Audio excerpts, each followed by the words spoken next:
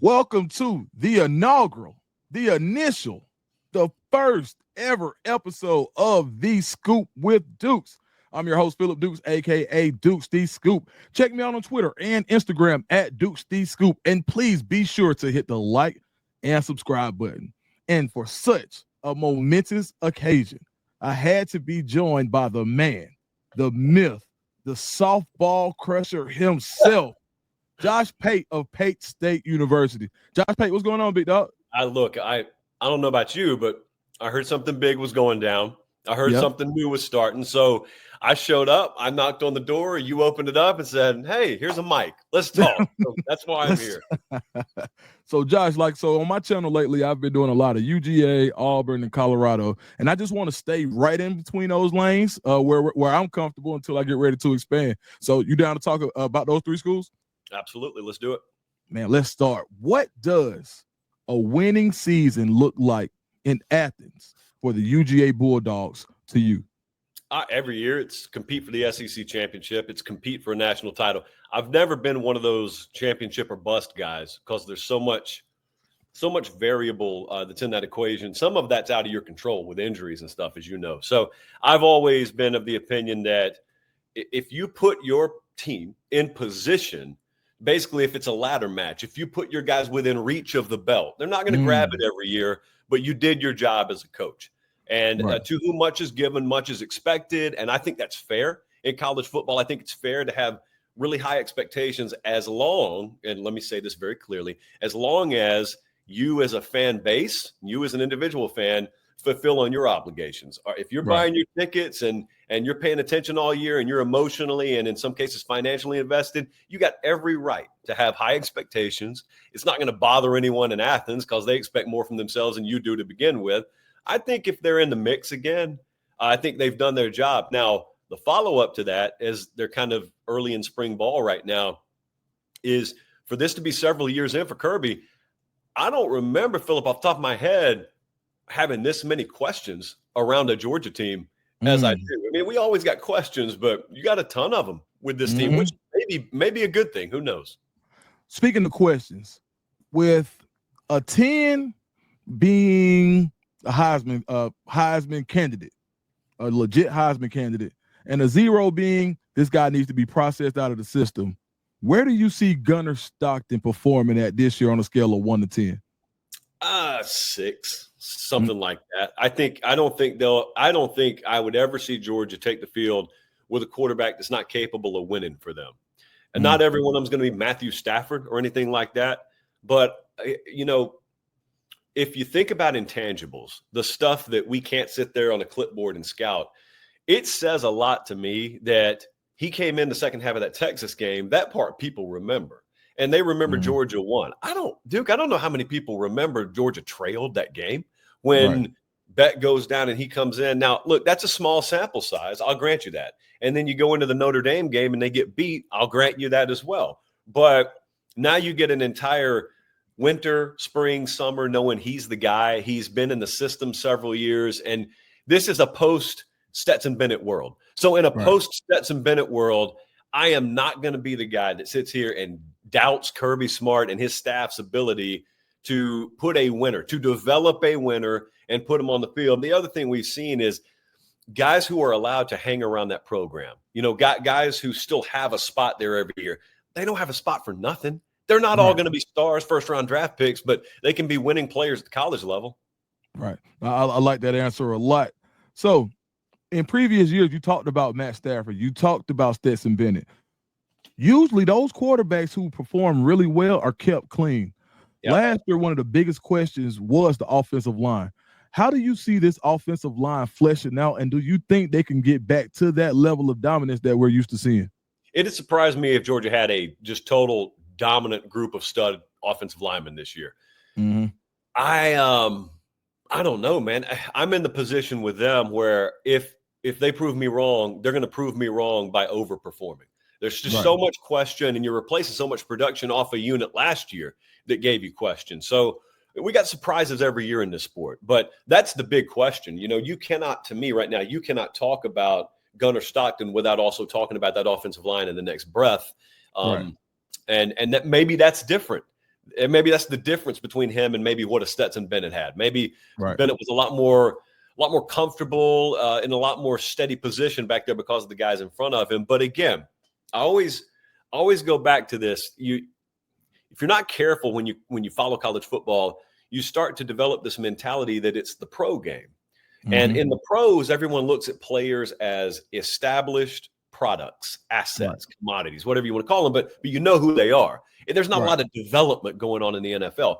There's a heck of a lot of development going on at the college level. And the best programs are the ones that you could see this right here, little hockey stick effect. And if you get that, in a unit, in a position room, and you get a few guys scaling their production and their productivity, you never know. I remember this time last year, I don't know how well you remember the Notre Dame sort of spring, summer, fall period last year, but offensive line was going to be the weakness of that team. Offensive line was going to be why they went into Texas A&M week 1 and got steamrolled. And they went in there and won. And by the end of the year, they had a ton of injury on the O-line, and it was still a strength of the team. So in college football, just because I don't know who they are and I don't know anything about them doesn't mean they couldn't end up becoming household names by December.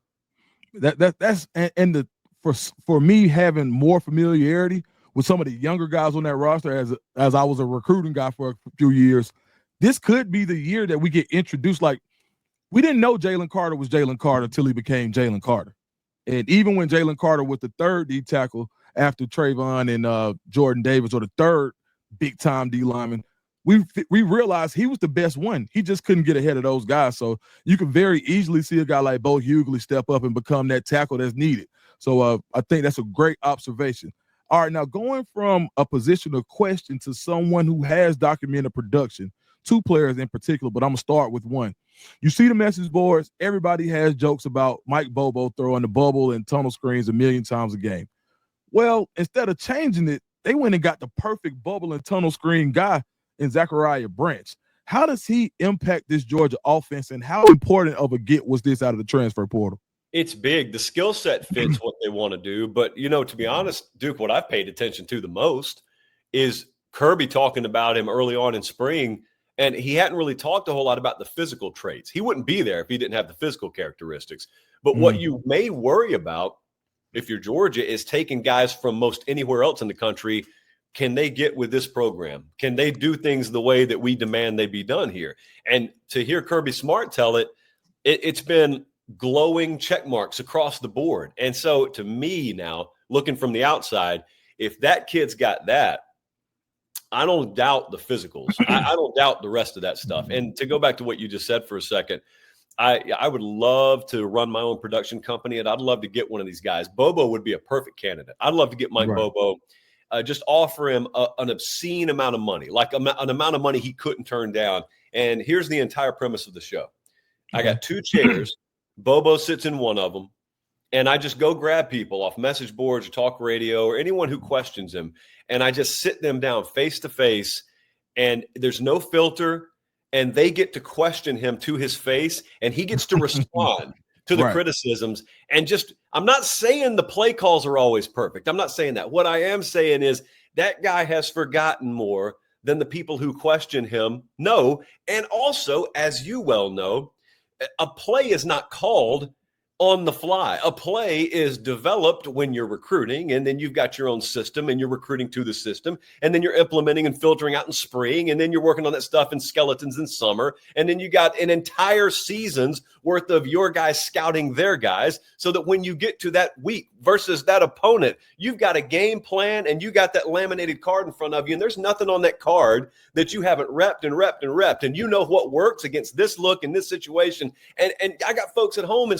Ackworth, Georgia, thinking, oh, I can't believe he called that there. That was a bad call. You don't even know what the play call was, first off. You don't know what that was. I guarantee you couldn't tell me what defensive look they were in. So anyway, I hate to get down that road, but I want that. I want that show. So you and I need to get together. Let's go find an angel investor, pay someone $5 million. They can't turn it down. We'd easily recoup with sponsorships. Easily. That's the show I want. I love it. All right, so we're talking about a really bright spot for Georgia. The second player I want to talk about was KJ Bolden, freshman All-American. He was the creme de la creme of their recruiting class. He goes out, has an amazing season as a true freshman. With Malachi Starks leaving, how would you, as the DC, deploy KJ Bolden's skill set in that defense? Well, I think he's multiple enough to do a lot of things. What I do is what I've heard them talk a lot about there. And that is, and this is not strictly Georgia now. This is any really good staff worth their salt out there.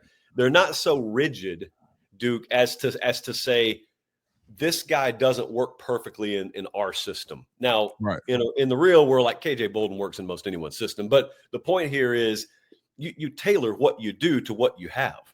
And so, Starks walking out the door is a huge deal. Just like any All-American walking out any door is a huge deal. You might not always be able to backfill with a shot-for-shot remake of what you had. But I guarantee you, KJ, I mean, you and I have watched him play. Most of America has watched him play, and he'll be a household name if he's not already. But there are things he does that are obviously tailor-made to many systems. But also, there's probably some stuff he does, dare I say, a little bit better than Starks did. And then there's stuff Starks did that wasn't as good as him. So what I like my general answer on that always is, well, what are the guy's strengths? And for him, it's many. And tailor your system to it. I mean, you got a bunch of dudes who have coached this game longer than that guy's been alive, way longer than he's been alive. They should be, plenty adept enough and probably have plenty of stories they could tell about times before this that they've had to do that. Makes perfect sense. All right, so before we transition, you got to tell me this. So I'm watching you and Coach Smart one-on-one, right? And the first story that I hear is about you oversleeping for an interview with Coach Kirby Smart. Now, someone that has actually got the call to say, hey, come see me in Athens. I was nervous as heck to get that call. So I can only imagine what I would have felt like if I overslept. Bro, what happened? It was terrible. It's terrible. It's the most embarrassed I've ever been in this profession or beyond.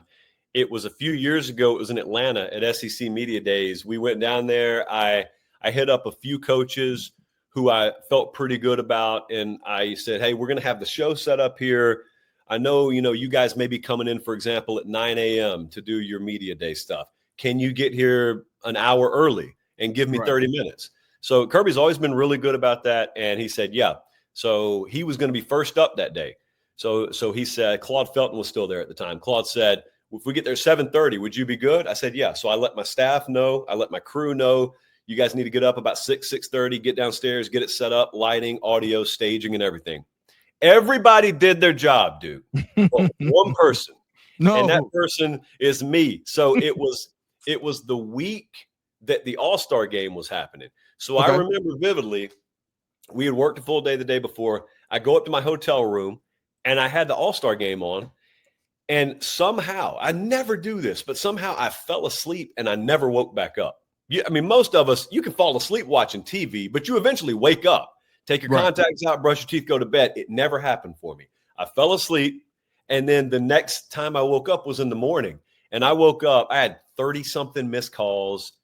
And the time had already passed. Like if he was supposed to be there at 7:30, it was 8:12 or something like that. Oh, man. I'm telling you, as you know, any man out there who's worth anything knows the worst feeling in the world is not when you fail yourself. It's when you let someone else down. Right. And so, oh, man, it was terrible. So anyway, that's the beginning of the day. So that was from my own personal show. I'm also there for CBS. And the way the stuff works is CBS has their own room, and all those coaches come in. So not only did I just ghost Kirby, I also know on the sheet of paper at 1:15, he's supposed to come back in this room and sit down with me for CBS. Oh, man. It was a tough lunch break. So I come back from the lunch break. He walks in. I'm not going to repeat everything. I mean, he was way better about it than I would have been. Okay. He did was he took the opportunity to, figuratively hit me over the head with a joke chair like 37 times. He made fun of it. And as soon as he pops a couple of jokes, you're like inside, you're wiping the brow off, because he could have just as easily excommunicated me from the program. And instead it's been the opposite. But, I've got so many alarms on this phone now. Lanning is the only guy I've ever seen with more alarms than me. Man. He's just a psychopath. That's just the way he lives. But